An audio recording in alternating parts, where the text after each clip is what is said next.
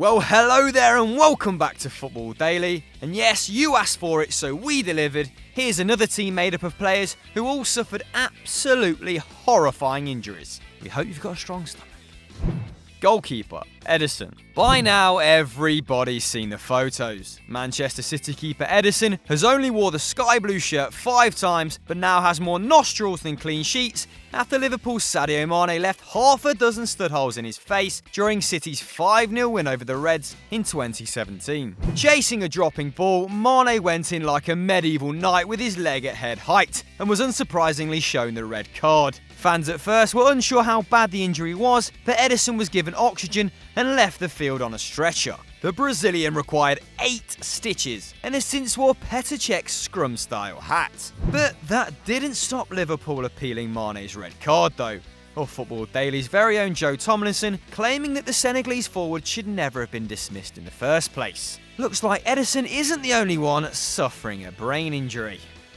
Defence, Dario Scuderi. Borussia Dortmund have a reputation for developing the world's best youngsters, but Dario Scuderi found his time with BVB to have a less happy ending. The Italian, who won 2 Bundesliga youth titles with Dortmund, was playing in the UEFA Youth League in 2016 when he threw himself into a block in the penalty area, stopping the shot but paying a high price. According to Scuderi's doctor, it was the worst injury you could possibly imagine. Pretty much everything tore, the ligaments, all the muscles and the tendons. The player underwent 8 surgeries in the following months, but at the age of 18, it seemed like the fullback's career was already over. However, Dortmund weren't willing to wash their hands of the matter. When Scuderi decided to begin a university degree and asked the club whether they could loan him the money to pay his fees, BVB instead offered to pay the whole bill. Lovely fellas. He'll study sports management, but is unlikely to play football ever again.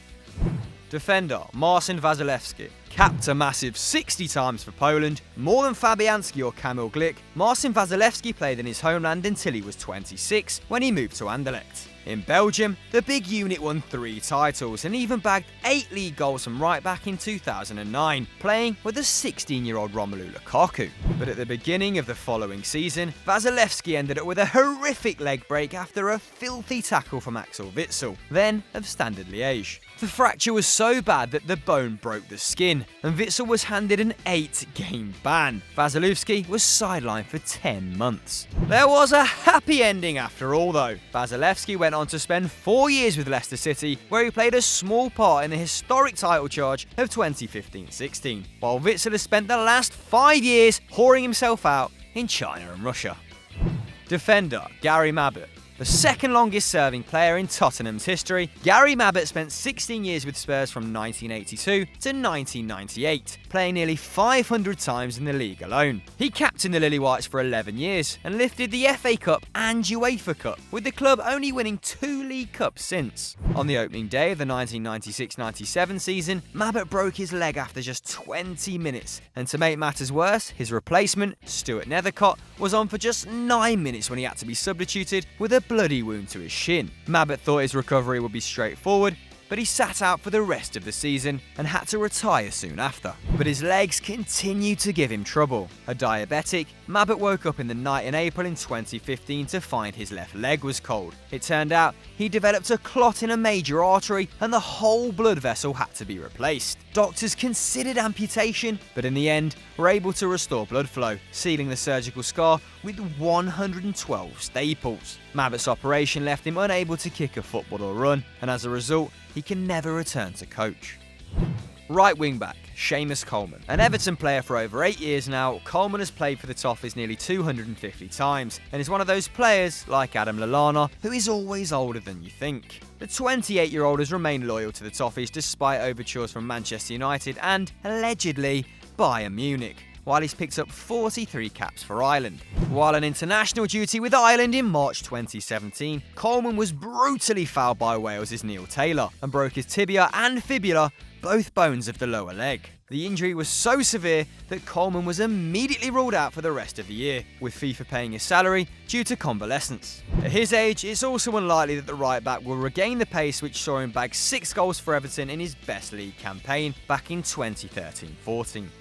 Left wing back, Enrique Romero. Deportivo La Coruña defender Enrico Romero played for the club at its peak in 2000, when the Galicians won the only Spanish title in their history. Depor finished 5 points above Barcelona and 7 above Real Madrid, even outscoring a Merengues side which boasted Seedorf, Roberto Carlos and Raúl. 3 years on, he and his teammates flew to the Basque Country for a face-off with Osasuna, and departing the plane, Romero spotted a snake on the runway. Apparently not learning a lesson from Adam and Eve, the Spaniard decided to befriend the snake and was promptly bitten on the finger. His arm swelled up and Romero was forced to spend the night in hospital. To make matters worse, Osasuna beat Depor 3-2, ending the club's 5-match winning run, and the papers managed to get a photo of the fearsome serpent, which had put the defender on his back. It turned out it was just 15 centimetres long. Centre mid, David Batty. David Batty won 42 caps for England in the 90s, despite competition from Beckham, Ince, McManaman and Scholes. A reliable defensive midfielder, Batty turned out for Leeds, Newcastle and Blackburn, but when Rovers lifted the Premier League trophy in 1995, Batty refused a medal, as he felt he didn't deserve it after spending much of the season sidelined through injury. That would have been the second and last title of Batty's career. His health became less and less reliable. By the time he returned to Leeds in 1998, his Achilles tendon was shot to pieces. To make matters worse, during one spell out, his infant daughter ran over his ankle on her tricycle, setting back his recovery even further. Embarrassment aside, it didn't stop Batty helping Leeds reach the semi-finals of the Champions League in 2001 at the ripe old age of 33. Centre midfield, Paulo Diogo. Despite the name, Paulo Diogo was a Swiss midfielder who spent almost his whole career in his home country. He got his big break at Servette, where he played with Philippe Senderos and was managed by current Nice boss Lucien Favre. Unfortunately, it wasn't the only big break of his career. While playing against Schaffhausen in 2004, Diogo assisted Jean Beausejour for an 87th minute goal and ran over to the fans to celebrate, jumping onto the fence in front of the stands. Unfortunately, his wedding ring got stuck on the metal, and when the midfielder leapt down, half of his finger was torn off. Both player and stewards then searched frantically for the missing digit, but the ref, oblivious to what had happened, showed Diogo the yellow card for an excessive celebration. He was eventually taken to hospital, but doctors couldn't reattach the finger and simply neatened up the wound. Diogo continued to play professionally, though we don't know if his marriage survived. Forward, James Vaughan. For all the leg breaks and groin strains, we rarely see blood on the pitch, but former Everton star James Vaughan turned Goodison Park into Turf Moor briefly in 2007 when he showed the Blues some claret. Vaughan was a lightning-quick forward, having run the 100 metres in 11.5 seconds as a 13-year-old, and he netted on his debut for the Toffees, aged 16 and 271 days, to become the Premier League's youngest ever goalscorer, a record which still stands. By the time he was 19, he was a regular for Everton and scored against Bolton in a 1-1 draw when both sides were vying for a European spot. Yes, those days did exist. But the goal was to be overshadowed as he contested a 50-50 with Abdoulaye Maita and was caught by the Ivorian studs. It looked bad enough, but soon blood was pouring out of Vaughan's boot and the tackle had severed an artery in his ankle. The club doctor stitched the youngster up, but the bleed wouldn't stop and he ended up in the emergency room.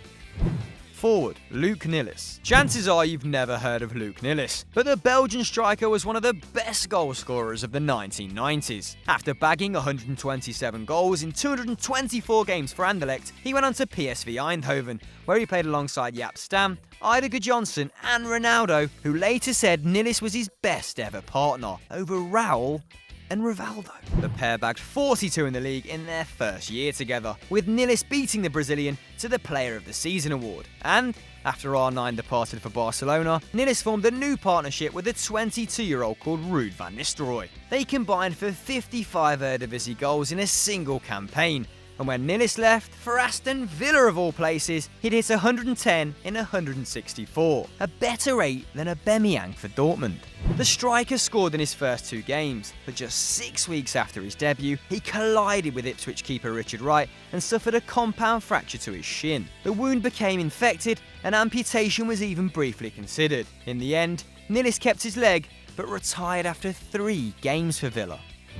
Forward, Jeremy Menez. Head injuries are truly scary, so Jeremy Menez was lucky to get away with only superficial damage after a clash with Didier Ndong in 2016. The French winger, who turned out for Monaco and Roma before winning 2 titles with PSG, switched to Bordeaux and 2 days later debuted for Les Girondins in a pre-season game at Lorient. Coming on as a second-half sub, Menez spent just 15 minutes on the field before a tussle saw Ndong accidentally step on his head, catching a stud in his ear and ripping off a portion of Menez's earlobe. Ndong was horrified, as were the crowds, by the fountain of blood coming out of the veteran's head. Menez was fine in the end, undergoing surgery to have his ear put back where it belonged. Ndong, however, would go on to more upsetting experiences, signing for David Moyes' Sunderland 3 weeks later.